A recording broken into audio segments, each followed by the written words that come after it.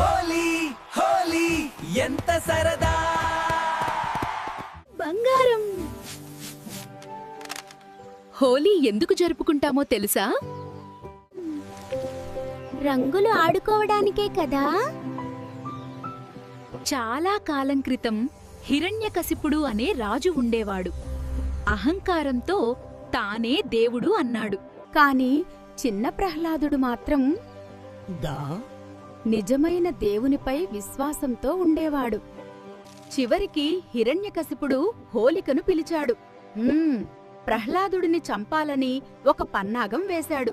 హోలికకు ఒక వరం ఉండేది, అగ్ని ఆమెను కాల్చలేదని. అందుకే ఆమెను అగ్నిలో కూర్చోమన్నాడు, ప్రహ్లాదుడిని ఒడిలో పెట్టుకుని. కానీ అగ్ని కాల్చింది ప్రహ్లాదుడిని కాదు,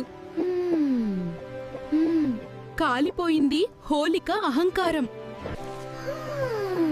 హోలీ అంటే మంచితనం గెలిచిన రోజు కదా అమ్మా. అవును బంగారం. మంచి ఎప్పుడూ గెలుస్తుందని గుర్తు చేసే పండుగే హోలీ.